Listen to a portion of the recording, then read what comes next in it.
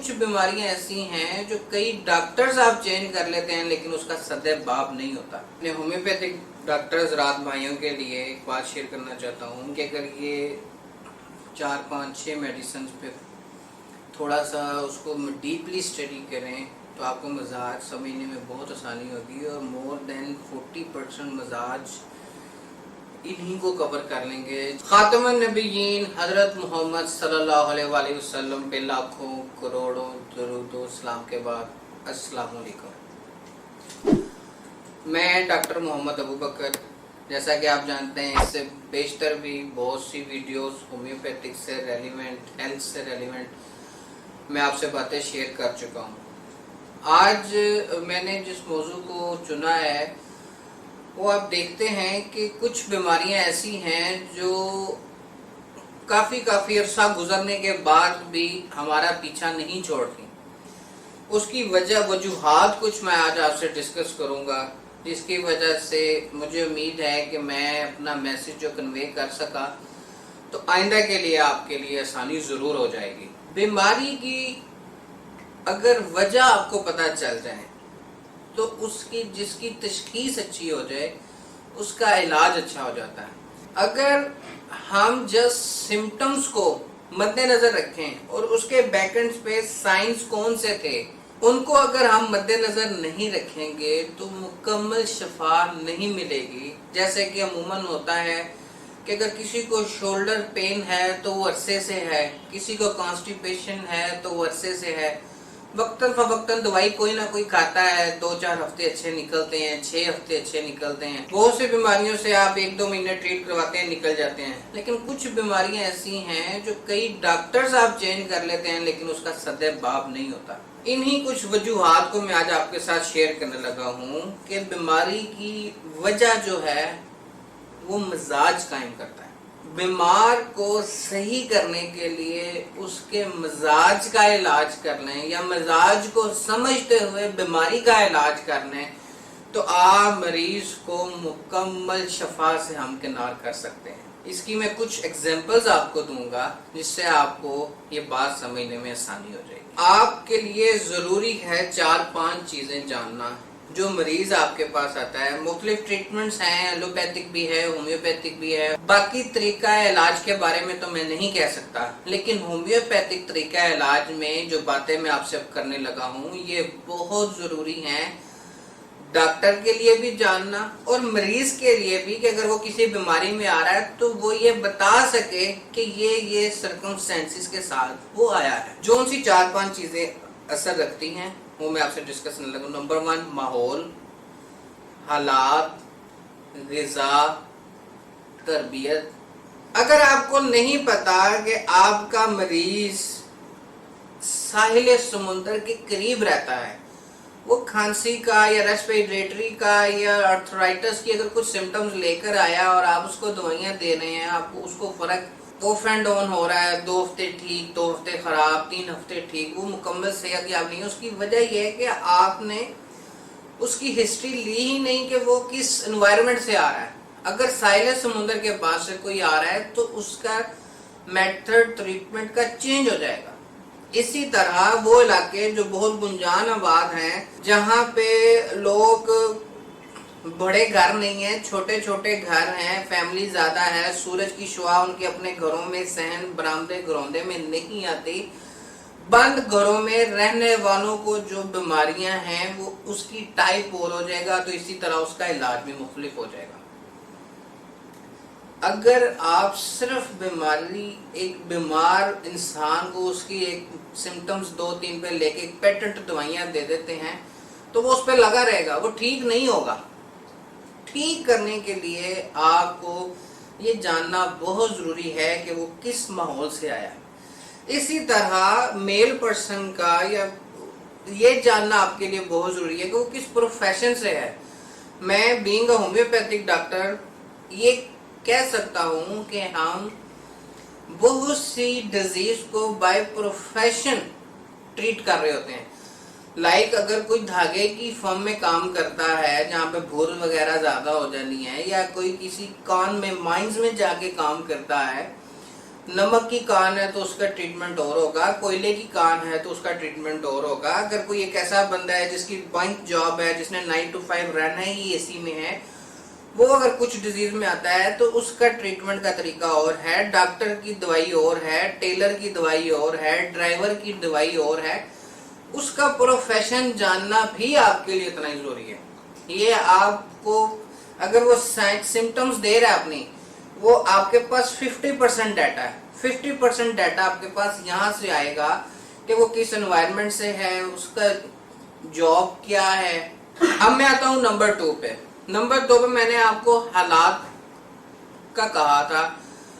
इसको आप ऐसे समझ लें, अगर किसी के वालिदैन अनएक्सपेक्टेड किसी रोड एक्सीडेंट में फोत हो गए हैं, अचानक फोत, उसके वालिदैन जिस पेशेंट के हुए हैं, आपके पास वटेवर जिस मर्जी स्टमक डिसऑर्डर में, लीवर डिसऑर्डर में, किडनी डिसऑर्डर में, एंजाइटी में, डिप्रेशन में, किसी में भी आता है, आप उसका ट्रीटमेंट अगर ये शुरू कर देते हैं और बैक एंड रीजन पे नहीं जाते कि क्या वजूहात बनी थी जब उसके वालिदैन फोत हुए, उसकी अपनी उम्र क्या थी, क्या मामला थे, तो आप कभी भी उसको ट्रीट नहीं कर सकते।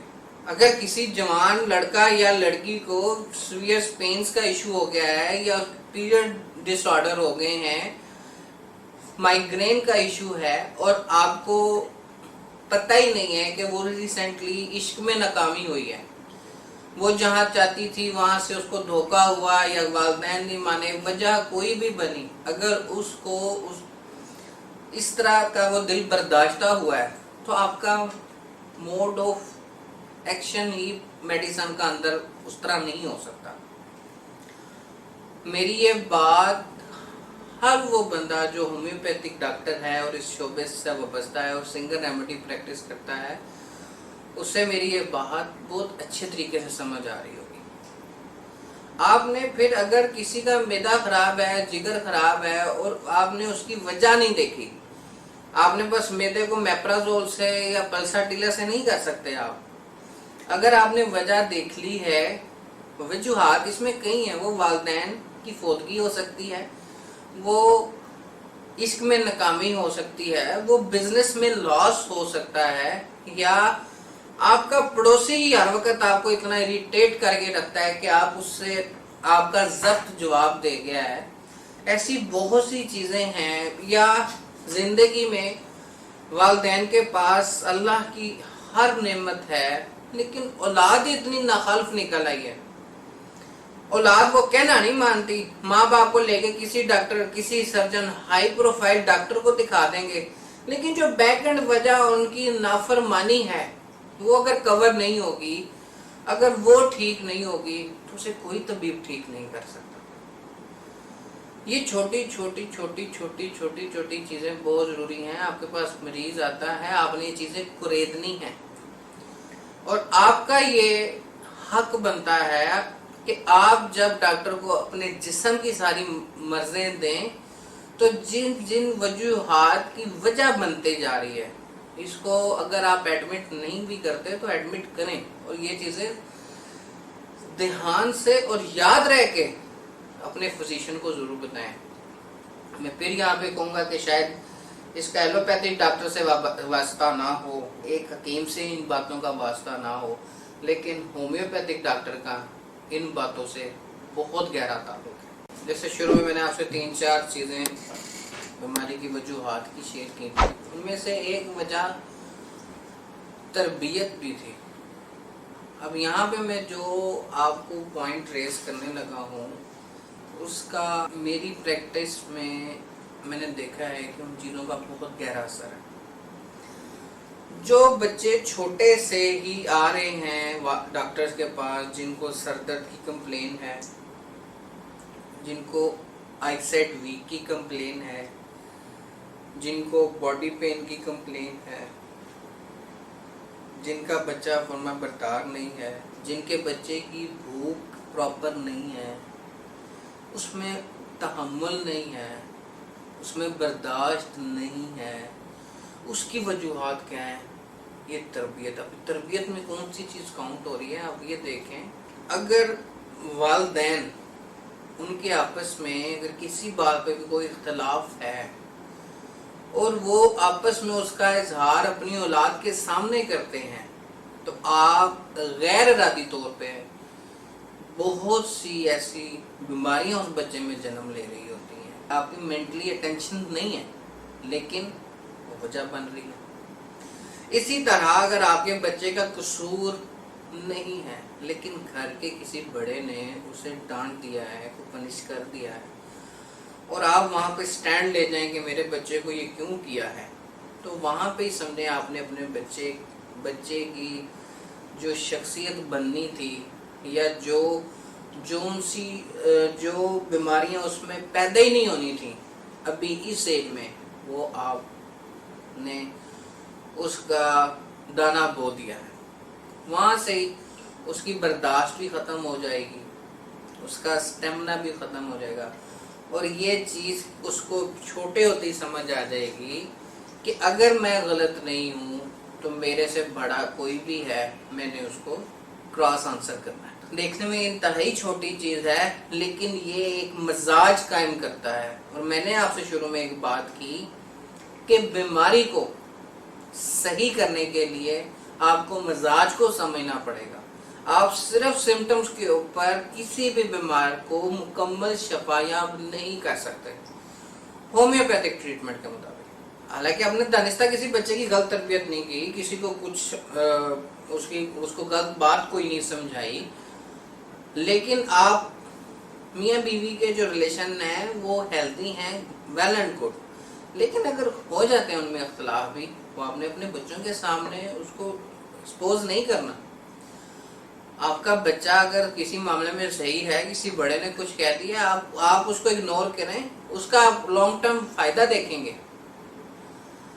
آپ اپنے بچوں کی ٹائمنگ فکس کریں کہ آپ ان کو ڈیلی پتا ہو کہ ان کو کھانے کا بھی ٹائم ملنا ہے, ان کو پینے کا بھی ملنا ہے, کھیلنے کا بھی ملنا ہے, سونے کا بھی ملنا ہے, الیکٹرانک چیزیں, لیپ ٹاپ, کمپیوٹر یوز کرنے کا ٹائم ملنا ہے, آؤٹ ڈور پلے گیمز کا بھی جو ان کو ٹائم ملنا ہے. ان کے ٹائم فکس کریں. جہاں پہ آپ ان کے ٹائم یہ فکس کر دیں گی وہاں پہ نماز کے ٹائم بھی ایڈ کر دیں گی, تو بہت سی چیزیں ان بچوں میں شروع سے ہی ایسی ہو جائیں گی کہ جن کا آپ جس طرح چھوٹے چھوٹے بچے کہتے ہیں جی سر درد ہو رہا ہے, چھوٹے بچے کہتے ہیں ٹینشن ہو گئی, یہ اب آپ سنتے ہوں گے, لیکن حقیقت میں یہ اس وجہ سے ہے کہ ہم لوگوں نے, ہمارے بڑوں نے ہمارے ساتھ یہ سلوک کیا تھا جس کو ہم لوگوں نے ان بیماریوں کو اس چھوٹی عمر میں فیس نہیں کیا. ہم لوگ اس کی احتیاط نہیں کرتے, اور وہی چیز ہمارے بچوں میں آگے کنورٹ ہوتی جا رہی ہے. اس طرح آخر میں غذا پہ آؤں گا جس کو ہم مین سٹریم میں لے جاتے ہیں. غذا کا بھی بہت رول ہے. اگر کوئی فاسٹ فوڈ کا عادی ہے لیکن بیماریوں میں تو وہ آ رہا ہے, آپ اگر دودھ, دہی اور پراپر پانی پینے کے عادی نہیں ہیں تو آپ کی روٹین میں بہت سی بیماری ہیں. آپ کی نیند پراپر نہیں ہے, یا آپ کو فروٹس کا استعمال نہیں آتا, کون سی غذا کس وقت اچھی ہے. جیسے میں نے میری ایک ویڈیو آپ نے سنی ہوگی جس کے اندر میں نے پراپر ہر فروٹ کا استعمال بتایا تھا, کون سا کس کنڈیشن میں نہیں کھانا, کون سا کس کنڈیشن میں کھانا ہے. اب پھل وہی ہے, اس کی غذائیت وہی ہے, لیکن تھوڑی سی ٹائمنگ چینجنگ کریں گے تو اسی باڈی میں جا کے اس نے فائدہ دینا ہے. اگر آپ کو ٹائم کی ہی سمجھ نہیں ہے اور اسی باڈی میں اس نے نقصان دے دینا ہے, آپ کو اس کا فائدہ نہیں ہوگا. اس سب وجوہات جو میں نے ابھی آپ سے شیئر کی ہیں, یہ سب مل کے ایک مزاج کو جنم دیتا ہے. آپ نے اپنے روزمرہ زندگی میں دیکھا ہوگا کہ بعض حضرات جب بھی کوئی بات کریں تو وہ ہمیشہ دل دکھانے والی کرتے ہیں. بعض حضرات ایسے ہوتے ہیں جن سے آپ کو ہمیشہ دل جوئی کا جواب ملتا ہے. بعض سے آپ کو ہمیشہ اپریسیشن ملتی ہے. بعض کے سامنے آپ پہاڑ بھی سارے کر لیں, انہوں نے آپ کو اپریشیٹ نہیں کرنا. کیوں کہ ان کے مزاج میں یہ چیز نہیں آئی ہوتی. جب یہ سارے مزاج مل کے ہی بیماری کی وجہ بنتے ہیں, جس میں مسلسل سر درد کا رہنا, آپ کی کانسٹیپیشن کا رہنا, جسم میں کبھی کس حصے میں درد آ جانا, کبھی کس حصے میں درد آ جانا. یہ بات میں آپ کو دوبارہ کہتا چلوں کہ جسم کے اندر بڑی سے بڑی بیماری جو آرگنز کو فیلئر کی طرف یا ڈس آرڈر کی طرف لے کے جا رہی ہے، اگر آپ ان سب چیزوں کو جو میں نے آج آپ سے 4 5 6 چیزیں ڈسکس کی ہیں، ان سب کو مد نظر نہیں رکھتے تو آپ مرض کو نہیں سمجھ سکتے۔ آخر میں اپنے ہومیوپیتھک ڈاکٹر حضرات بھائیوں کے لیے ایک بات شیئر کرنا چاہتا ہوں کہ اگر یہ 4 5 6 میڈیسنز پہ تھوڑا سا اس کو ڈیپلی اسٹڈی کریں تو آپ کو مزاج سمجھنے میں بہت آسانی ہوگی، اور مور دین 40% مزاج انہی کو کور کر لیں گے، جس میں دوائیوں میں آپ نوٹ کر لیں اکنیشیا ہے، اناکارڈیم ہے، میٹورینم ہے، کوسٹیکم ہے، اسٹیفیسیگیریا ہے، توجا ہے، برائیونیا ہے، اس طرح 10 15 کچھ میڈیسن ہیں۔ اگر آپ ان کے اوپر تھوڑا سا ہارڈ ورک کر لیں تو آپ کی پریکٹس مور دین 50% کیس کو لے کے اس کو ڈیل کرنے میں ایزی ہو جائے گی۔ بالکل لکیر کے فقیر کی طرح سائن اینڈ سمٹمز کلیکٹ کر کے میڈیسن ڈھونڈنے نہیں نکل جانا۔ یہ چھوٹی چھوٹی چیزیں ہیں، ان سب کو کلیکٹ کریں، پھر سائن اینڈ سمٹم کی طرف آئیں، پھر آپ کو بہت آسانی ہو جائے گی۔ اور میری آج کی آخری بات کہ اللہ تعالیٰ آپ سب کے لیے آسانیاں پیدا کرے، اور جب وہ آپ کے لیے آسانیاں پیدا کرے تو آپ کو وہ شرف عطا کرے کہ آپ اس کو تقسیم کر سکیں۔